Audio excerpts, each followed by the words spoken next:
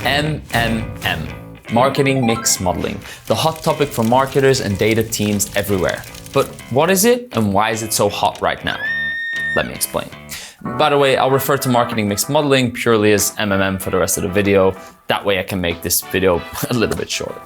What is MMM?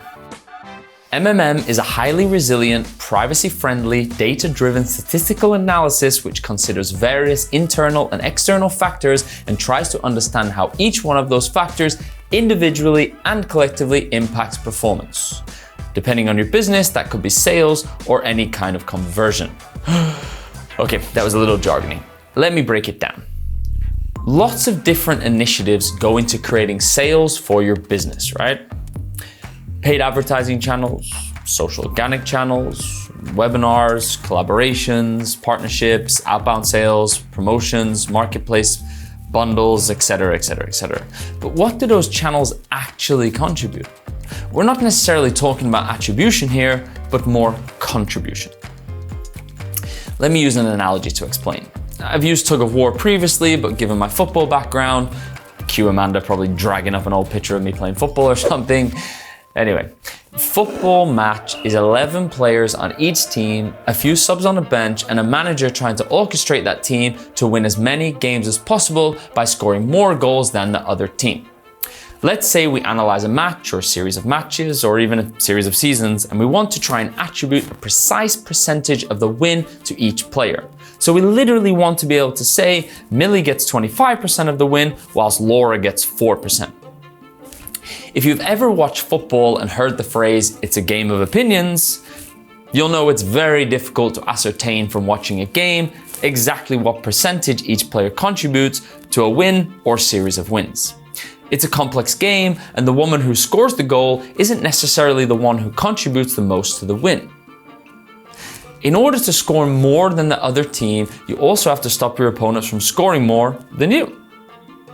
Which means the other players also play big roles. I mean, I could go on forever as to why it's so difficult, but this is about MMM. What we can do in football is to look at the data we do have and try and use it to inform our opinions and hypotheses. We can look at different metrics and measurements for each player, both in their positions and as a team, like the amount of distance a player covers, their pass completion rate, or 1v1 duels won. If you take this data from one game, it might give you some hypotheses about why you won or lost the game, but it also might not be representative of the player's true value. But looking at an entire season or multiple seasons of data has the potential to give you some really interesting aggregated data to inform your opinions. Listen, I like the football analogy because even though running statistical models on football data can produce really interesting insights, think Moneyball, it doesn't give you all the answers and it can't think for you. Listen, MMM is also trying to understand the relative contribution of each variable on the outcome, but rather than football wins, we're looking at business wins. Oh, and there is a lot of data. How does MMM work? In essence, these models work by processing a lot of data for a lot of different variables and running them hundreds or thousands of times through a statistical model, where each model is trying to minimize the prediction error and maximize the business fit to reach an optimal one. I've talked a little bit about the variables that can play a role here, but let's categorize them. And listen, I've not listed everything, but a good exercise is to think about the important variables for your business, like what works for you. We've got baseline and seasonality, which includes seasonality and holidays. Media activities like TV, print, outdoor, direct, display, search, social media, and more. External effects, including salary weeks, weather, consumer confidence index, and competitor activities. And finally, internal effects like channel distribution activities, product changes, price changes, sales process changes, and organic content. So, depending which ones are relevant for your business, marketing mix models want data for all of those variables, which is, fair enough, a lot of data. The model then runs this data over and over again in different scenarios under different conditions with different weighting applied to minimize the prediction error and maximize the business fit to reach an optimal one. The thing about MMM is that it's flexible and you can constantly give it more information about your initiatives and the data you're feeding into the model.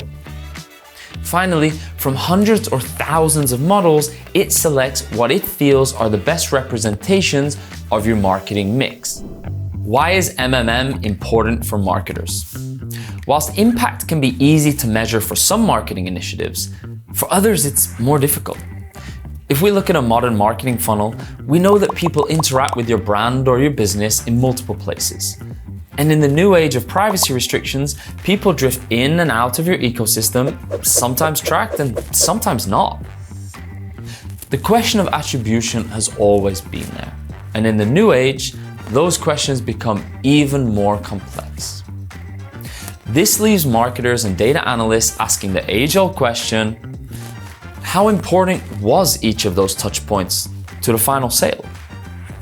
However, the days of precise attribution are over. I mean, I would argue they never really started, but maybe check out my video on attribution for that discussion.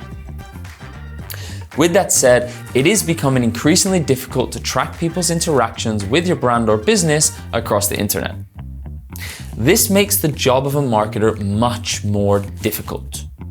A marketer now needs to get a holistic understanding of the channel mix and how they can pull on different levers at different times to positively affect performance.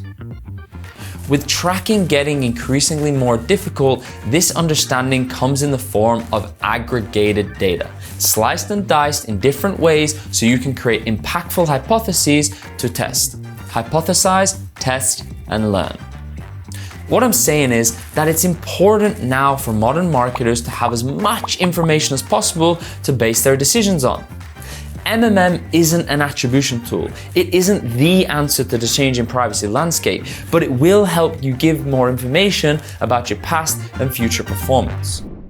How can MMM be used? As I said, MMM provides more information on which to make decisions. There are lots of applications, but I'll just outline 3 common ones. Number 1, ROI analysis.